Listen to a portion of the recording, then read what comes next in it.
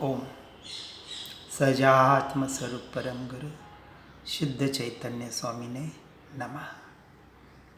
जे स्वरूप समझा विना पाम्यो दुख अनंत, समझाव्यू ते पद नमो श्री सद्गुरु भगवंत।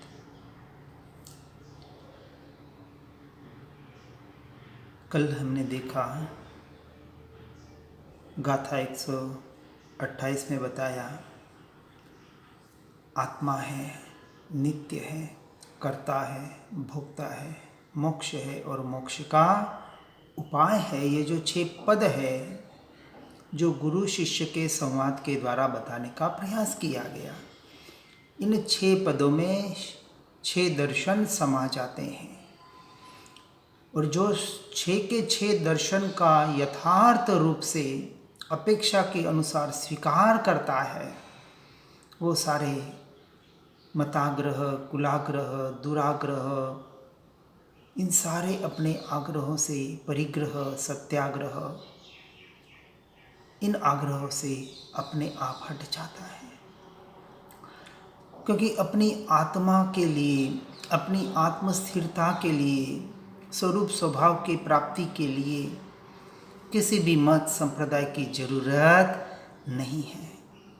जो उपयोग ध्यान निरंतर बाहर बाहर और बाहर ही जा रहा है, उसे बाहर से समेटकर एक अपने स्वरूप और स्वभाव में लगाने का प्रयास, पुरुषार्थ करना, यही साधना और आराधना है। और निश्चय से तो आत्मा अपने में ही है, इसका स्वीकार करना है। इतनी सी आराधना है, बाकी सारे झगड़ों के मूल है और कुछ भी नहीं है। इसलिए गाथा 129 में बता रहे हैं, आत्म भ्रांति सम रोग नहीं, सद्गुरु वैद्य सुजान, गुरु आज्ञा समपथ्य नहीं, औषध विचार ध्यान। आत्मा को जो अपने निज स्वरूप का, अपने स्वभाव का भान नहीं, इसके समान दूसरा कोई भी रोग नहीं है। क्या कह रहे हैं? आत्म भ्रांति यानी देहात्म बुद्धि का नाम आत्म भ्रांति है। पर द्रव्य और पर भावों में जो मैं और मेरापना, जो कर्तृत्व और भोक्तृत्वपना कर रखा है, इसका नाम है आत्म भ्रांति। क्योंकि यह भ्रांति है, अज्ञान दशा है, बेहोशी की अवस्था है कि जो मैं नहीं हूँ और मेरा नहीं है, उसे भ्रांति से, भ्रमणा से अपना मान रखा है। सभी को पता है कि जैसे ये जीव आत्मा इस देह से निकल जाएगी, सब कुछ जाना अनजाना हो जाएगा। एक क्षण में, एक समय में, जहां मैं और मेरा कर रहा था, सब कुछ छूटने वाला है। सबको पता है, कह रहे हैं, पढ़ रहे हैं, सुन रहे हैं, परंतु यथार्थ जीवन में स्वीकार नहीं कर पा रहे हैं। समझना बात को। और अनादिकाल से भव भ्रमण का यह कारण, जिसे हम मिथ्यात्व कहें, अज्ञान दशा कहें, बेहोशी की अवस्था कहें, आत्म भ्रांति कहें, देहात्म बुद्धि कहे, स्वयं को नहीं पहचान पा रहा है, स्वयं का स्वीकार नहीं कर पा रहा है। इससे बड़ा रोग, इससे बड़ा महापाप और क्या हो सकता है? इस भव में छोटे से छोटा रोग लग जाए, बीमारी आ जाए, बुखार सर्दी खांसी हो जाए, और आज तो ऐसा लगता है अरे कोरोना हो जाएगा, फट से भागता है डॉक्टर के पास। जो भी डॉक्टर बताता है उसका वैसा का वैसा इलाज करता है।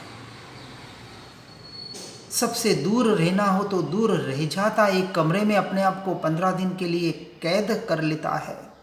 यदि कोरोना में पॉजिटिव हो जाए तो इतना विश्वास उस डॉक्टर पर है, लेकिन इतना भी विश्वास हमें परमात्मा पर नहीं है, ज्ञानी पुरुषों पर नहीं है। यदि होता, अभी विश्वास की बात कह रहे हैं, श्रद्धान की नहीं। श्रद्धान तो अभी बहुत दूर है, सम्यक दर्शन कोसों दूर है। अभी हम विश्वास की बात कह रहे हैं जिसमें विष का वास है, फिर भी हम ऐसे डॉक्टर पर विश्वास कर लेते हैं। ट्रेन, एरोप्लेन, बस में बैठते हैं किसके विश्वास पर? उस ड्राइवर के विश्वास पर। पता है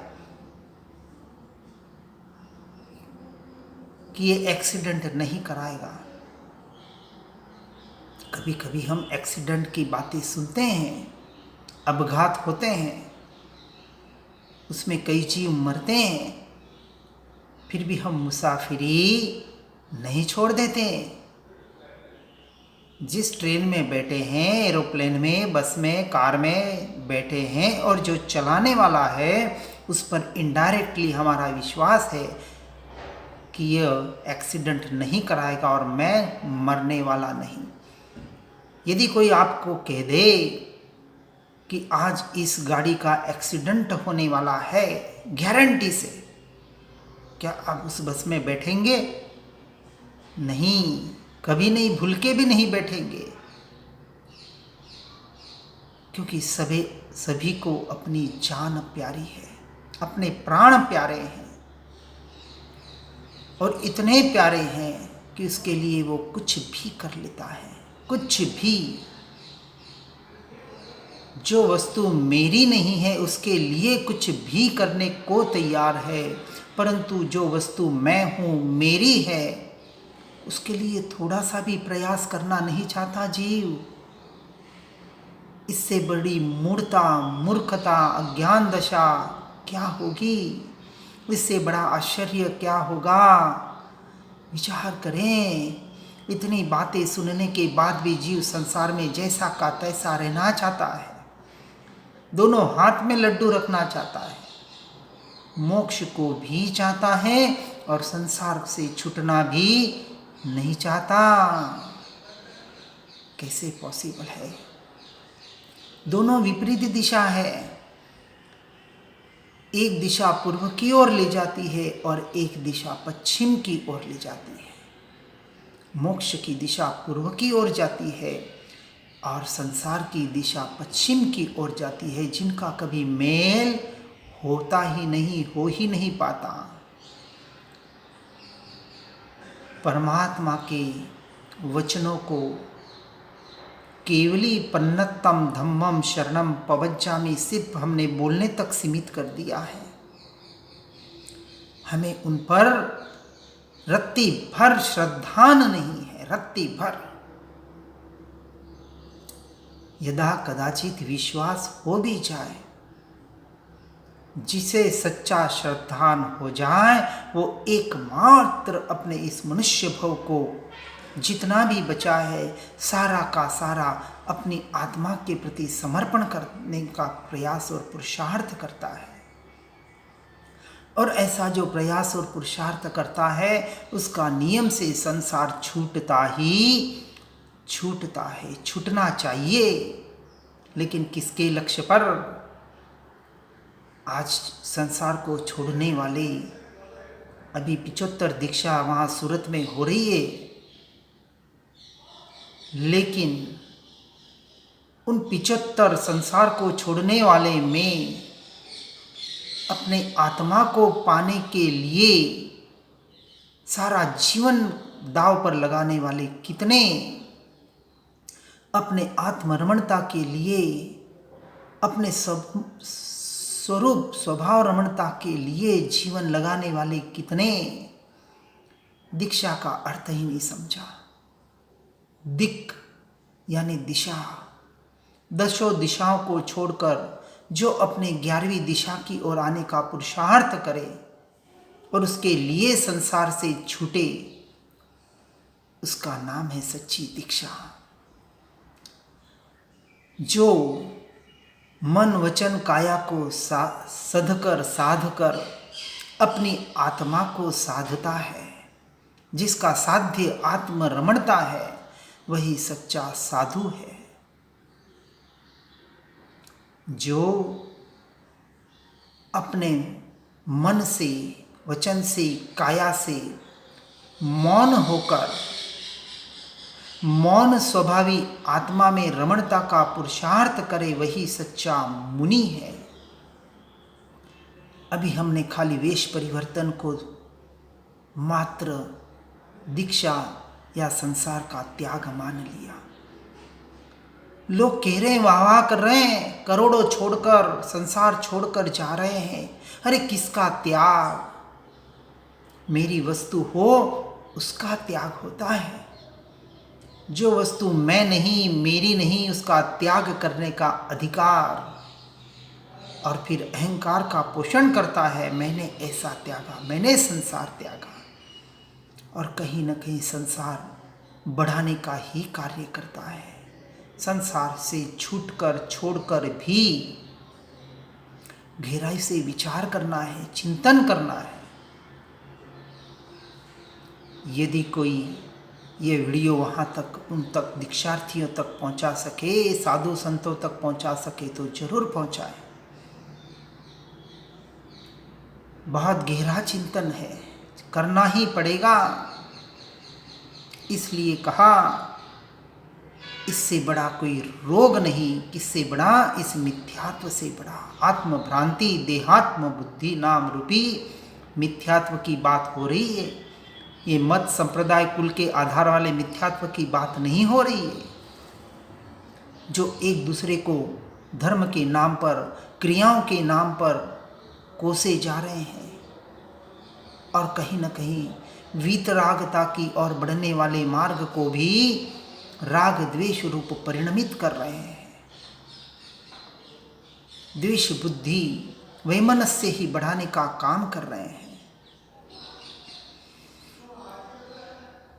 कोई टीबी या कैंसर जैसा रोग हो जाए, कोरोना जैसा रोग हो जाए, तो बड़े से बड़ा डॉक्टर, अच्छे से अच्छा हॉस्पिटल लाखों करोड़ों खर्चों करने को तैयार है।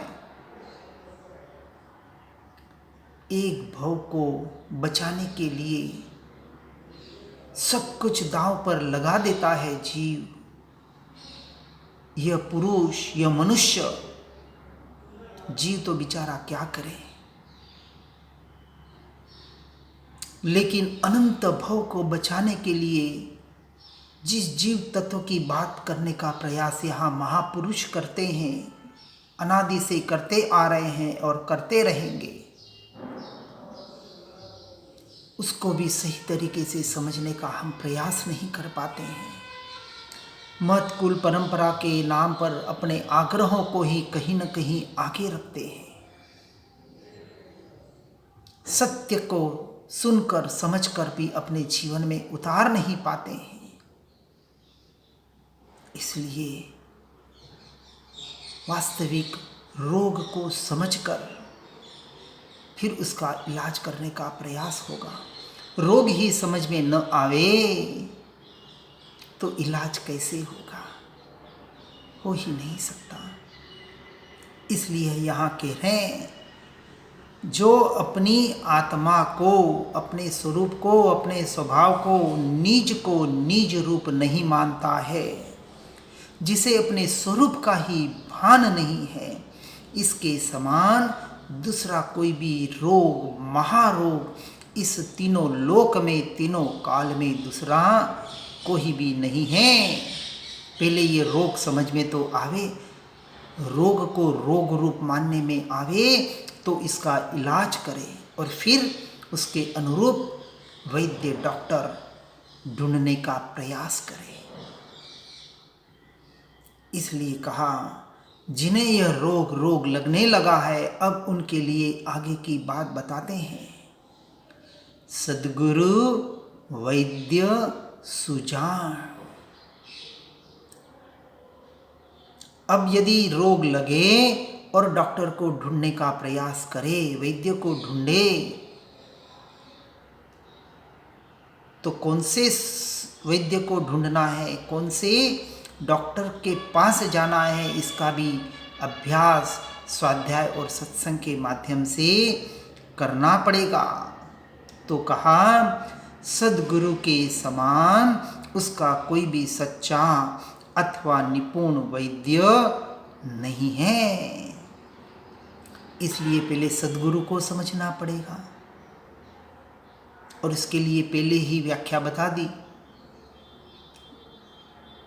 आत्मसिद्धि ही शास्त्र में हमने पहले देखा। गाथा 10 में बताया गया था क्या, कि आत्मज्ञान समदर्शिता विचरे उदय प्रयोग अपूर्ववाणी परमश्रुत सद्गुरु लक्षण योग। सद्गुरु की व्याख्या हमने वहाँ समझने का प्रयास किया। ऐसे सद्गुरु कुल गुरु की बात नहीं बता रहे। गुरु के नाम पर आज बहुत बड़ी भ्रांति हो रही है, क्योंकि सद्गुरु की सच्ची हमें पहचान नहीं है, समझ नहीं है। आत्मज्ञानी भावलिंगी मुनि आज की इस हुंडा अवसर्पिणी पंचम काल में, बाकी तो सच्चे सद्गुरु तीर्थंकर परमात्मा, केवली परमात्मा, सर्वोत्कृष्ट सद्गुरु, उनकी गैर हाजिरी में छठे गुणस्थानवर्ती भावलिंगी मुनि वन विहारी, जो अंतर्मुहूर्त अपनी आत्मा में लीन होते हैं, ऐसे भावलिंगी मुनि जो अभी आचार्य और उपाध्याय पदवी के आधार पर चौथे और पांचवें गुणस्थानक में है। बहुत बड़ा झटका लगा हमें भी ये बात सुनकर। आचार्य उपाध्याय चौथे पांचवें गुणस्थानक में,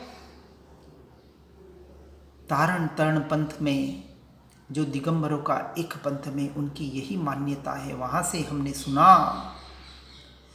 उपाध्याय मुनि आत्मज्ञानी सम्यक दृष्टि दिगंबर अवस्था में, क्योंकि जब वो दूसरों को समझाते हैं, पढ़ाते हैं, तब अपने में नहीं रह पाते, इसलिए उन्हें चौथे गुणस्थानवर्ती भावलिंगी मुनि कहा अपेक्षा से। और आचार्य जिन्हें पूरे संघ की व्यवस्था करनी होती है, ऐसे आचार्य भावलिंगी मुनि पांचवें गुणस्थानवर्ती, इसलिए वास्तविक जो अंतर्मुहूर्त अपनी आत्मा में लीन हो रहे हैं, उन्हें पढ़ने पढ़ाने का भाव कहाँ से आवे? वो तो एकमात्र अनंत काल के लिए अपनी आत्मा में लीन होने का पुरुषार्थ कर रहे हैं। इसलिए ऐसे आचार्य उपाध्याय, यह सद्गुरु जो आदरणीय भी है, वंदनीय भी है और पूजनीय भी है, परंतु इनकी अनुपस्थिति में पांचवें गुणस्थानवर्ती सच्चे आत्मज्ञानी, जिन्होंने स्वसंवेदन प्रत्यक्ष अपनी आत्मा का अनुभव कर लिया है, ऐसे सम्यक दृष्टि श्रावक, जो 5 अनुव्रतों का और या 11 प्रतिमाओं का यथार्थ पालन करने का पुरुषार्थ कर रहे हैं व्यवहार की अपेक्षा से और निश्चय की अपेक्षा से निरंतर अपनी आत्मलीनता का पुरुषार्थ करते हैं। और जो निरंतर संसार से छूटने का भी पुरुषार्थ कर रहे हैं, ऐसे उत्कृष्ट वैरागी, ऐसे पांचवें गुण स्थानवर्ती सद्गुरु, उनका हमें शरण यानी उनकी आज्ञा को स्वीकार करना है, उनसे सच्चे धर्म की प्राप्ति करनी है। और उनकी अनुपस्थिति में चौथे गुण स्थानवर्ती आत्मज्ञानी, जिन्होंने अपनी आत्मा का अनुभव कर लिया है परंतु अभी संसारी है पूरे, यह अपेक्षा से, इसलिए ऐसे सद्गुरु यदि हम ढूंढने के लिए हमें स्वाध्याय सत्संग के द्वारा सत्य को समझना पड़ेगा, सच्चे धर्म के स्वरूप को, सद्देव सद्गुरु सद्धर्म के स्वरूप को भी समझना पड़ेगा। और ऐसे सद्गुरु को जो ढूंढता है और इनसे जो अपना इलाज करवाता है, कौन सा इलाज? इस आत्मभ्रांति का, इस अज्ञान दशा का, जिसे अगृहित मिथ्यात्व कहा जाता है।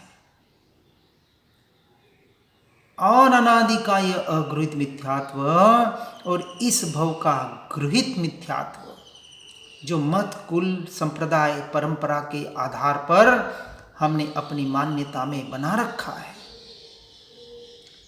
इन दोनों मिथ्यात्व को जड़ मूल से निकालने का प्रयास जिनका निकल चुका है, उनके द्वारा अपने जीवन में लाने का प्रयास करता है। और उसके लिए कीमत चुकानी पड़ती है। कौन सी कीमत चुकानी पड़ती है? सिकंदर प्रत्यक्ष हमारे सामने उदाहरण है। सारे संसार को जीतने निकला और अंत समय आया, माता को मिलना था, 24 घंटे का समय भी नहीं ले पाया। वैद्य को कहा मेरा सब कुछ ले ले लेकिन 24 घंटे मुझे दे दे, मुझे जिंदा रख। वैद्य ने कहा मेरे हाथ में भी नहीं है। इसलिए सिकंदर जैसे सिकंदर को भी अपने दोनों हाथ बाहर रखवाने पड़े, फिर भी हम सुनकर पढ़कर नहीं जाग पा रहे हैं कि खाली हाथ आया था, खाली हाथ जाने वाला है। नहीं, हम उन सद्गुरुओं की वाणी समझना चाहते हैं, समझना ही नहीं चाहते, सिर्फ सुनना और पढ़ना चाहते हैं और उसमें संतोषी हो रहे हैं। हम तो इतना सुनते हैं, इतना पढ़ते हैं, अरे पढ़ के सुन के परिणमन कितना हुआ, वैराग्य कितना प्रबल हुआ, इसका तो पता ही नहीं। संसार में जैसे के तैसे पड़े हैं, 60 साल के हो गए, गवर्नमेंट भी लात मार के निकाल देता है, रिटायर्ड कर देता है, लेकिन हम रिटायर्ड नहीं होना चाहते इस संसार से, इस परिवार से, चारों तरफ से वार करने वाले से। कैसी बेहोशी की अवस्था हमारी। करुणा आती है ज्ञानी पुरुषों को ऐसे जीवों को देखकर कि इतना सुन रहे हैं, पढ़ रहे हैं, फिर भी समझ ही नहीं पा रहे हैं। इसलिए ऐसे सद्गुरु को हमें ढूंढना है। आत्मज्ञान, समदर्शिता, विचरे उदय प्रयोग, अपूर्व वाणी, परम शुद्ध सद्गुरु लक्षण योग, जो निरंतर अपनी आत्मरमणता का ही पुरुषार्थ कर रहे हैं और उसी का एकमात्र उपदेश दे रहे हैं। आत्मा का उपदेश दे रहे हैं और साथ में क्रियाकांडों में भी जो अटका रहे हैं, वह भी सच्चे सद्गुरु, परमार्थ सद्गुरु नहीं है। क्रिया होती है, व्यवहार के बिना निश्चय होता ही नहीं है और निश्चय के बिना का भी व्यवहार होता नहीं है। लेकिन ऐसा व्यवहार जो सिर्फ और सिर्फ निश्चय की ओर ले जाए, उसका नाम सच्चा व्यवहार है। चौथे, पांचवें, छठे गुणस्थानक में ऐसे सम्यक दृष्टि जीव के यथार्थ व्यवहार होता ही होता है। लेकिन ऐसे पुण्य को उपार्जन कराने वाले व्यवहार को भी हेय मानते हुए करते हैं आत्मा के लक्ष्य से, स्वरूप रमणता के लक्ष्य से। उपादेय तो एकमात्र आत्मरमणता को ही भीतर में दृढ़ किया है। सच्चा धर्म तो आत्मरमणता ही है जो संवर और निर्जरा का कारण बनता है। बाकी क्रिया और व्यवहार तो मात्र आश्रव का यानी पुण्य बंध का ही कारण बनता है। यह सम्यक दृष्टि के मान्यता में है, टंकोत्कीर्ण हो चुका है, प्रतीति में है। और इस आधार पर उस सम्यक दृष्टि की गुणस्थानक के आधार पर क्रियाएं होती है। ऐसे सद्गुरु को जो पहचान लेता है और फिर उनसे जो इलाज करवाता है अपने इस महारोग का, मिथ्यात्व रूपी रोग का, वह अब क्या करेगा? क्या करेगा? सद्गुरु यानी वैद्य जब डॉक्टर के पास हम जाते हैं तो दो बातें बताता है। एक औषधि बताता है जो हम बाजार से लाते हैं, और दूसरी उसके पथ्य बताता है कि फिर से यह रोग न आ जावे इसलिए कौन से पथ्य पालने हैं। जैसे खांसी हुई, जुकाम हुआ, बुखार आया तो औषधि भी देगा और साथ में कहेगा कि तला गुला न खाएं, भारी पदार्थ न खाएं, इससे वर्जित ऐसे ऐसे खाद्य पदार्थ को वर्जित करें। तो एक औषधि दी और दूसरा पथ्य बताया। हम जैसा का तैसा पालने का प्रयास करते हैं क्योंकि रोग को जल्द से जल्द भगाना है, हटाना है। संसार में बिल्कुल परफेक्ट होते हैं परंतु मोक्ष मार्ग में हम परफेक्ट नहीं हो पाते हैं। बहुत बड़ी विडंबना है। इसलिए यहाँ सद्गुरु की आज्ञापूर्वक चलने के समान दूसरा कोई भी पथ्य नहीं है। सद्गुरु की पूजा पाठ करते बैठना, माला गिनते बैठने का नाम पथ्य नहीं है, सद्गुरु की आज्ञा नहीं है। सद्गुरु एक ही आज्ञा करता है कि जैसा आत्मा मैंने देखा है, जाना है, अनुभव किया है, वैसा तू है, वैसा तू अपने से अपने में अनुभव कर। यही एकमात्र आज्ञा है और इस आज्ञा को जो शिरोधार्थ करता है वही वास्तविक सद्गुरु का, सद्देव, सतशास्त्र का, सतधर्म का सच्चा विनय करता है। यही परम विनय है। इससे बड़ा विनय उनका और दूसरा कोई भी नहीं है। जो निरंतर अपने स्वरूप में रमणता कर रहे हैं वो दूसरी बात कहां से बताएंगे, कैसे बताएंगे? समझना है इस बात को। और इस पथ्य को यानी गुरु आज्ञा को यथार्थ रूप से अपने जीवन में उतारने का प्रयास करना, यही उनका सच्चा विनय, यही इनकी सच्ची पूजा, यही सच्ची पंडित पूजा है।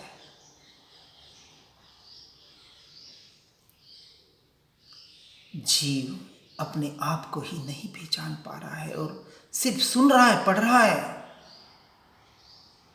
अरे आत्मा कोई पढ़ने और सुनने की वस्तु है क्या? अनुभवन करने की वस्तु है। और मात्र अनुभवन नहीं, अनुभवन करके उसमें रमण करने की वस्तु है। बात को सही समझना। और अंत में कहते हैं यह सद्गुरु हमें औषधि दे रहे हैं। कौन सी औषधि? औषध विचार ध्यान। सीधे लोग ध्यान करने बैठ जाते हैं और वो ध्यान तरंग रूप हो जाता है। कुछ देर के लिए शांति मिलती है कोई सांसों को देख रहा है, कोई जीवान को टालू पर लगा रहा है, कोई यंत्र मंत्र तंत्र के जाप कर रहा है, कोई क्या विचारों को देख रहा है, सिर्फ बाहर बाहर बाहर पुद्गल के परिणमन में अटक रहे हैं और उसी को ध्यान के रहे हैं। अपने स्वरूप में कोई अटकना नहीं चाहता। यदि स्वरूप में अटके तो ये भव भ्रमण का भटकना अपने आप बंद हो जाए। इसलिए विचार और विचार के द्वारा निधिध्यासन ध्यान घटित होना, उसके समान दूसरी को औषधि नहीं है। विचार करें, ध्यान करना और ध्यान होना, उसमें जमीन आसमान का फर्क है। ध्यान के ऊपर हमने कुछ ऑडियो हमारे ग्रुप में भेजे थे। सही हर चीज को व्यवहार और निश्चय के आधार पर सुनकर समझकर अपने जीवन में उतारने का बराबर प्रयास करना है, नहीं तो इतना सुना पढ़ा भी भटकना ही हो जाएगा। अनादि से तो भटक रहे हैं और अब अनंत काल तक भटकना है, उनके लिए ये बात बिल्कुल भी नहीं है। लेकिन जिसे अब भव भ्रमण की थकान लगी है, उनके लिए यह बात है। इसलिए जिसे यह औषधि लेनी है, कौन सी? इस रोग को, मिथ्यात्व रूपी रोग को मिटाने की, उसी विचार पूर्वक, किसका विचार? निरंतर आत्मज्ञान का विचार। भेद ज्ञान और भेद ज्ञान विज्ञान पूर्वक विचार करते करते उसमें लीन होना, अपने स्वरूप और स्वभाव में लीन होने का नाम सच्चा ध्यान है। विचार से शुरुआत होती है और ध्यान से कायोत्सर्ग में उसका अंत होता है, जहाँ अनंत गुणा कर्मों की निर्जरा होती है। भेद ज्ञान भेद विज्ञान से संवर होता है और उसके द्वारा आत्मलीनता से कर्मों की निर्जरा यानी क्षय होता है। इस बात को सही तरीके से समझकर उसके अनुरूप अपने जीवन को परिणमित करने का, परिवर्तित करने का हर जीव प्रयास करे। अब सुनना पढ़ना भी बहुत हो गया। प्रायोग्य लब्धि के आधार पर पूरा जीवन प्रयोगमय बनाने का प्रयास करे और प्रयोग करने के लिए संसार से छूटना ही पड़ेगा। जीव इतना मूड अपने आप को, स्वयं को ठग रहा है, घर पे रह के सारे उपाय करना चाहता है,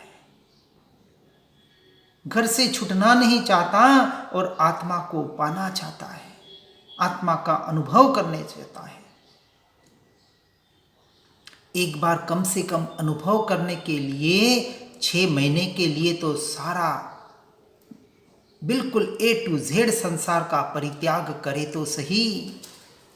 हमारे महान आचार्य कुंद देव और आज के आदर्श श्रीमद् राजचंद्र जी कह रहे हैं, 6 महीने का यह प्रयोग सर्व संग परित्याग करके एकांत में रह के भेद ज्ञान भेद विज्ञान के द्वारा आत्मरमणता का प्रयास और पुरुषार्थ कर, और फिर सम्यक दर्शन यानी आत्मा नहीं मिले तो मेरे पास आके लेके जाना। छाती ठोक करके रहे, लेकिन प्रयास सच्चा हो तो, अन्यथा वापस भटकना ही हो जाएगा। सिर्फ बाहर बाहर और ऊपर का ही पुरुषार्थ करे तो। बात को सुनकर समझकर अपने जीवन में उतार कर यथा योग्य अपने जीवन को परिणमित परिवर्तित करने का हर जीव पर प्रयास करे, पुरुषार्थ करे। इसी भावना के साथ ओम नमः। सुख धाम अनंत सुसंत चहि, दिन रात रहे तद्ध्यानमहि पर शान्ति अनंत सुधामयते प्रणमो पदते वरते जयते हो प्रणमो पदते वरते जयते। ओम नमः।